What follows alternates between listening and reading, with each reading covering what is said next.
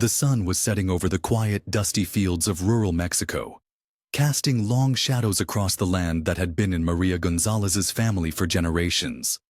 At 95 years old, Maria had seen it all: wars, droughts, and the slow creep of modernity into her little corner of the world. But nothing could have prepared her for the dark cloud that rolled into her life one fateful evening. It wasn't a storm brewing in the sky. It was something far more dangerous. A black SUV rumbled down the dirt road leading to her farm, kicking up a plume of dust that seemed to hang in the air like a warning.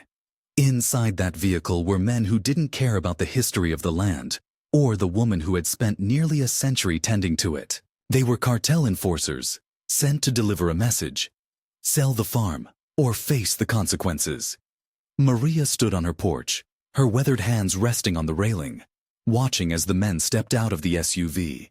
They were young, brash, and armed to the teeth, their confidence oozing like poison. One of them, a man with a scar running down his cheek, approached her with a smirk.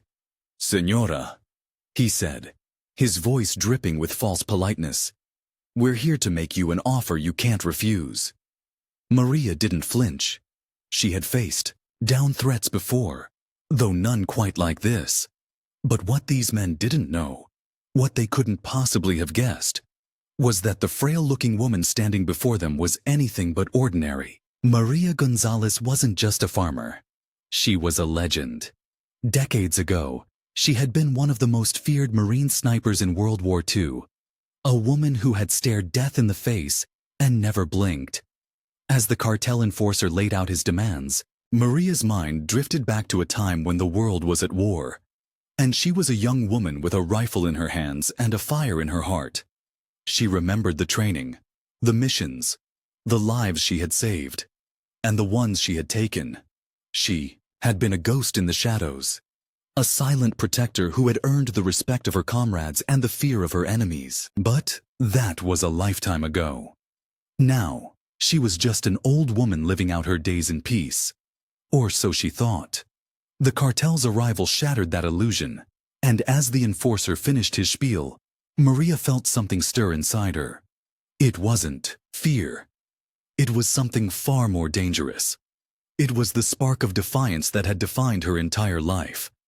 The enforcer leaned in closer, his breath hot on her face. "So, what's it going to be, abuelita? Are you going to be smart, or are we going to have to teach you a lesson?" Maria's eyes narrowed, and for a moment, the years seemed to melt away. She straightened her back, her voice steady and cold as steel.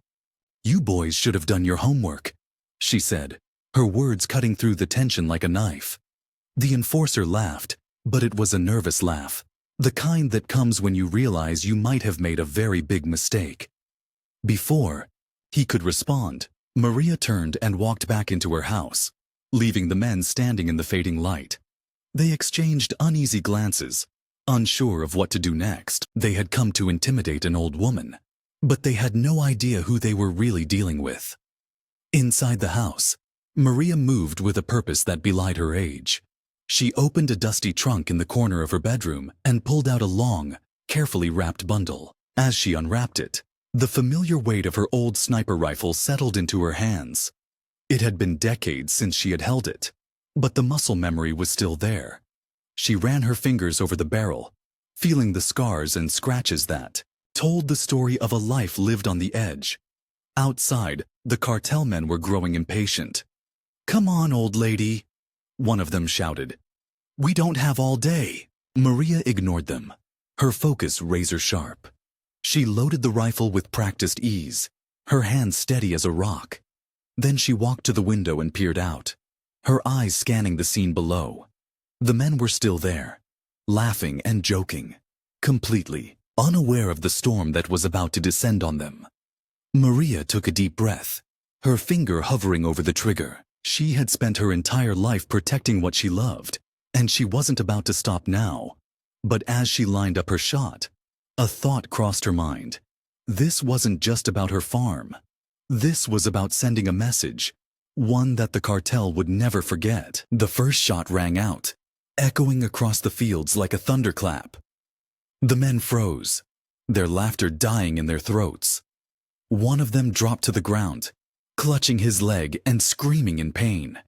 The others scrambled for cover, their bravado evaporating in an instant. Maria didn't stop. She moved to another window, her movement slow and deliberate. She had the high ground, and she knew how to use it. The second shot came quickly, shattering the windshield of the SUV and sending the men diving for cover. By now, panic had set in. The cartel enforcers were used to being the ones who instilled fear, not the ones who felt it. They shouted at each other, their voices tinged with desperation. "What the hell is going on?" one of them yelled. "Who is this woman?" Maria didn't answer. She didn't need to. Her rifle did the talking for her. As the sun dipped below the horizon, the once confident cartel men found themselves pinned down, their plans unraveling before their eyes. They had come to threaten a 95-year-old farmer, but they had stumbled into a nightmare. And as the shadows lengthened and the shots continued to ring out, one thing became painfully clear. They had messed with the wrong woman. But the fight was far from over.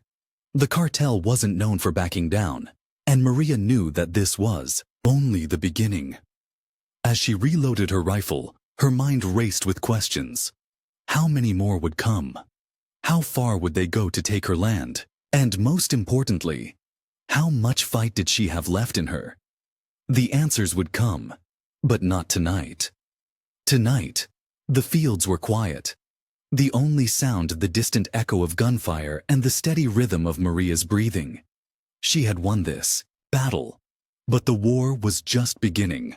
And as the stars began to twinkle in the night sky, Maria Gonzalez, the legendary Marine sniper, prepared herself for whatever came next.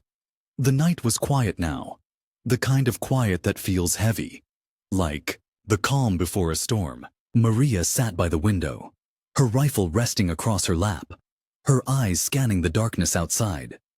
The cartel men had retreated, dragging their wounded comrade with them. But she knew they'd be back. They always came back. She could still hear their voices, the way they'd shouted in confusion and fear.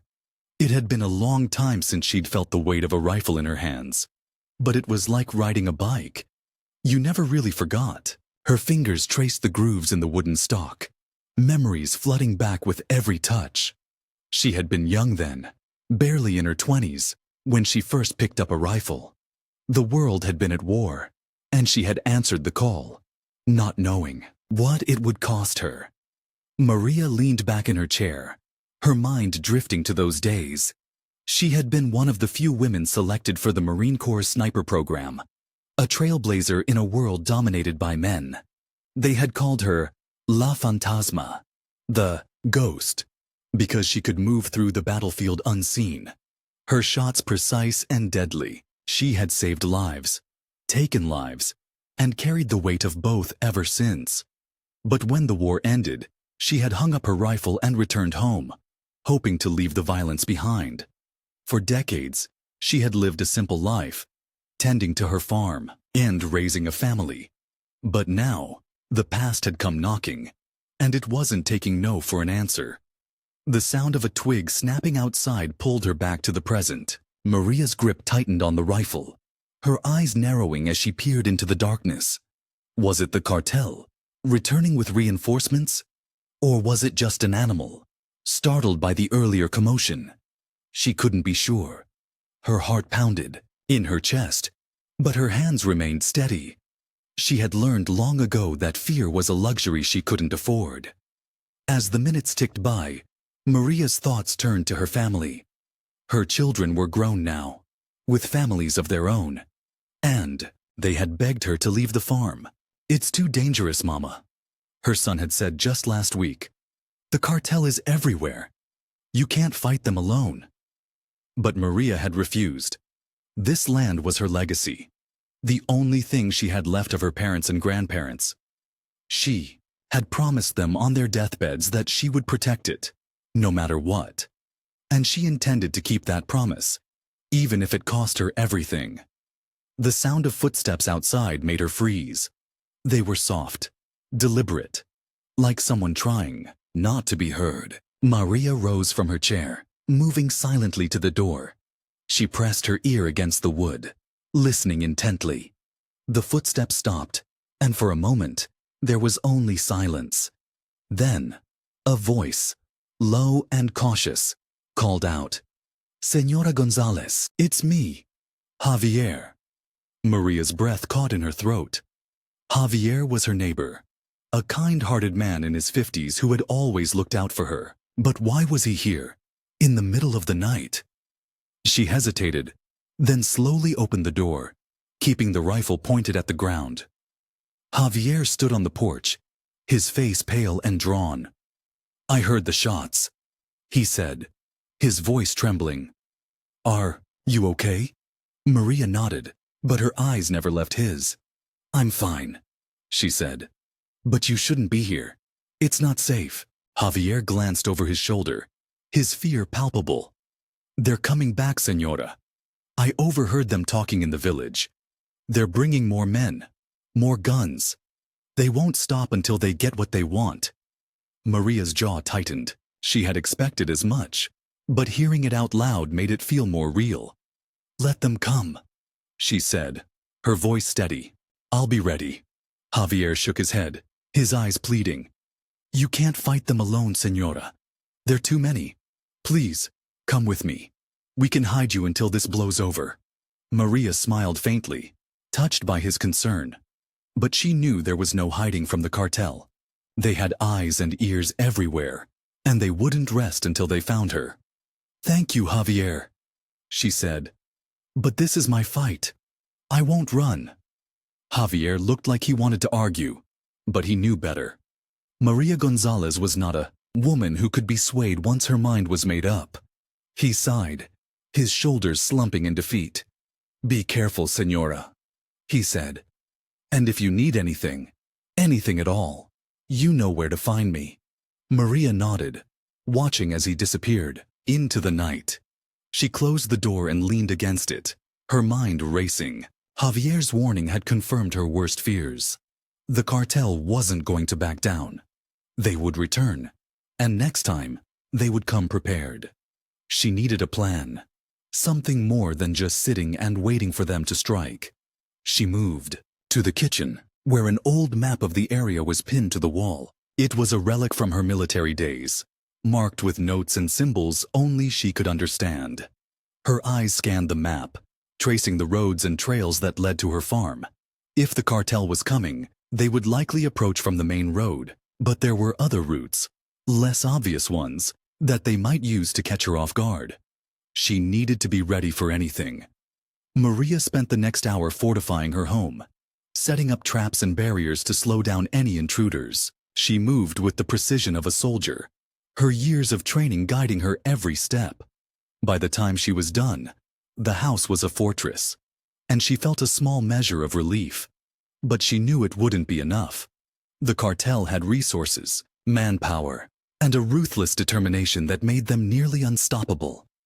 She was just one woman, old and outnumbered. As the first light of dawn began to creep over the horizon, Maria sat down at her kitchen table, a cup of coffee in her hands. She stared out the window, watching as the world slowly came to life. The birds began to sing, and the fields glistened with dew. It was a beautiful morning, the kind that made it easy to forget about the darkness lurking just beyond the horizon. But Maria couldn't forget. She knew what was coming, and she knew she couldn't face it alone. Her thoughts turned to her old comrades, the men and women she had served with all those years ago. Most of them were gone now, lost to time or the horrors of war. But there were a few who might still be out there. People who owed her their lives and might be willing to return the favor. She reached for an old address book, its pages yellowed with age, and began flipping through it. Each name brought back a flood of memories. Some good, some bad, but all of them important. She picked up the phone and dialed the first number, her heart pounding with a mix of hope and fear. The line rang once, twice. Then a voice answered, gruff and familiar. "Hello?" Maria took a deep breath, her voice steady despite the storm raging inside her. "It's Maria. I need your help." The line went silent for a moment, and then the voice replied, "Where are you?" Maria gave him the details, her words quick and precise. When she hung up, she felt a small glimmer of hope. But it was quickly overshadowed by the knowledge that time was running out. The cartel would be here soon, and when they came, they would bring hell with them. She stood up, her resolve hardening. She had faced impossible odds before, and lived to tell the tale. This time would be no different. The cartel had made a grave mistake by threatening her, and they were about to learn just how dangerous a 95-year-old Marine sniper could be. But as she looked out at the rising sun, Maria couldn't shake the feeling that this was only the beginning. The battle ahead would be brutal, and the cost would be high. She just hoped she was ready to pay it.